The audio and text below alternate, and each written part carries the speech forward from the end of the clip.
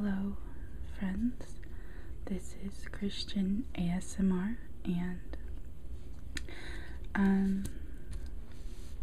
as I mentioned previously before in my videos, this is finals for me right now, so I am going to be doing homework with you guys tonight. I'm going to be proofreading an essay for my Shakespeare class, and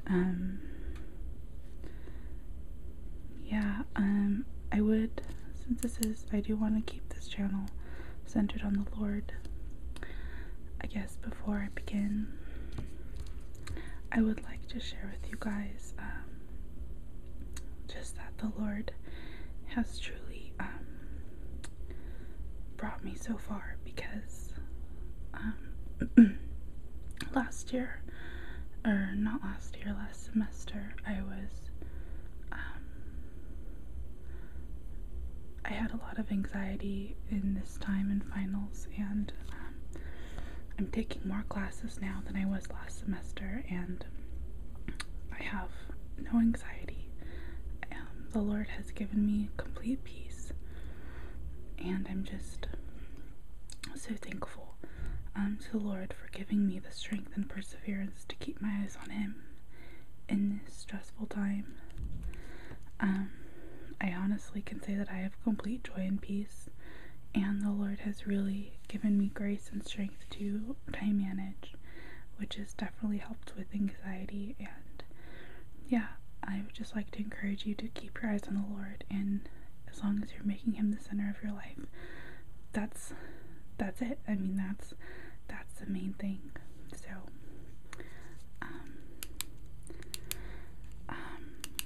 so this is my homework, and it's an exciting part of my life. My essay is 7 pages, and I gotta get it down to 6, I think. I think it's 5 to 6 pages. And there are some parts that are highlighted because I need to answer in the citations for the quotes. So yeah, this is my essay. I'm not a super great writer. I would like to be one day. I am an English major, and I wrote my play on Miranda from The Tempest and Lady Macbeth. So honestly, like, this essay is really kind of confusing because I honestly am catering to my professor. She's the one who gave me this very odd, she gave us prompts, but if we wanted to have a custom prompt, we could go talk to her, and so I did, and I had kind of a different idea in mind. But for Miranda and Lady Macbeth, she got really excited about comparing them, but showing their similarities and their differences. And if you've read The Tempest and Lady Macbeth, you'll know that they're very, very different, and it's really hard to find things that they're similar in. And so the part where I'm saying they're alike is kind of a stretch, but my professor really thought that they were alike, so I don't know. I guess they're kind of alike, but I mean, isn't that the point of an essay, to argue your point? So anyways, let's begin.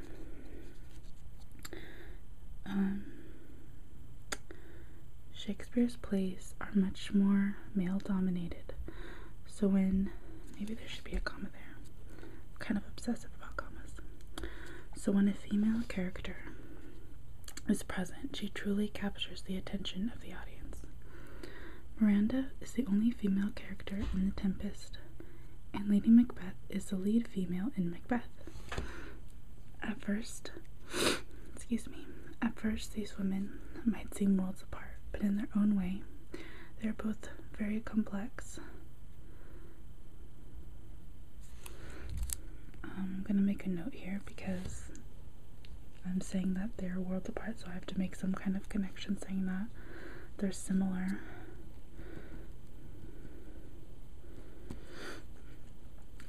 Lady Macbeth is a villain, and Miranda a young sheltered girl.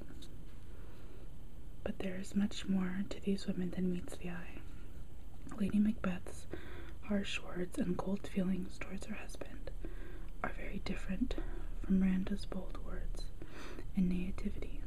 However, they are similar in their compassion as well as in their determination. Sorry, my nose is runny. In The Tempest, Miranda shows boldness by freely speaking her mind and heart, even when her father seemingly does not support her love towards Ferdinand.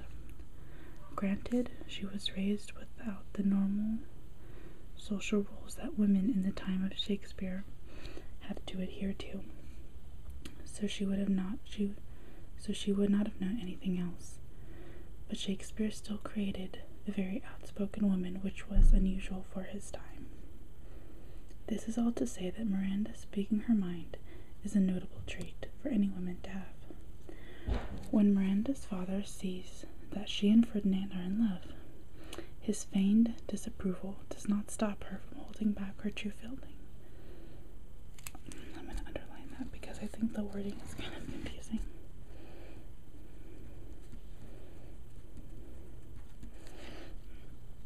Three times she argues with her father.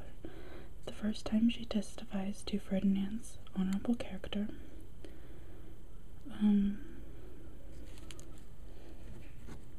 I think I can just put his name there. Then she grabs her father's clothes and pleads with him again.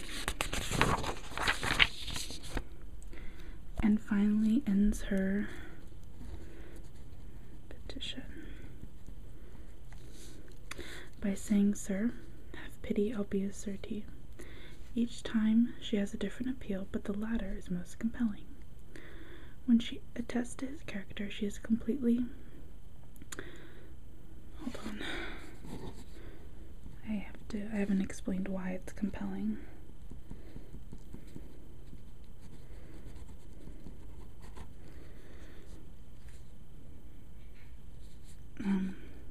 When she attests to his character, she is completely disagreeing with her father's assessment of Ferdinand's character. While she is arguing for Ferdinand, she is simultaneously telling her father that he is wrong. This is a very rare trait, as women during this time period were not conditioned to be so honest and forthright. Miranda, growing up on an island, never learned social rules, so it is normal for her to be free to speak her mind, for her to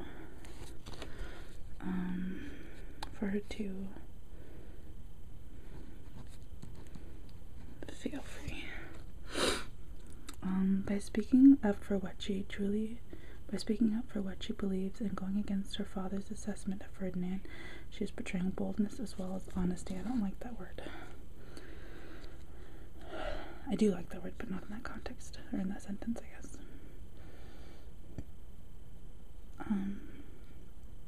Since Miranda was isolated for most of her childhood, it is understandable that while she is educated, she is fairly naive.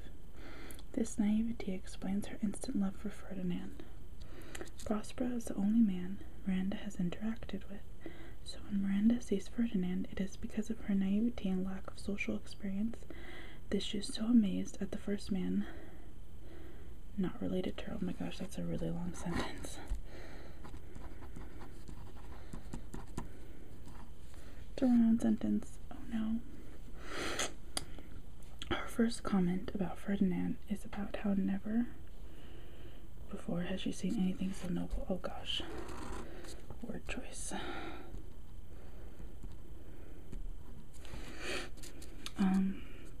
Knowing that Miranda has never experienced life outside of the island, and the only human and male she knows is her father. Let's see, her assessment of Ferdinand is clearly influenced by her callow outlook on life. She even admits to being inexperienced in interacting with people, but she still claims that Ferdinand is the only companion in the world for her. This is a naive statement because Miranda has no experience interacting with any other humans besides Prospero in which to compare what kind of people she prefers to be around. I like that sentence. It is clear that her lack of interaction with other humans has led Miranda to be a naive girl. Her reaction to Ferdinand is proof of this.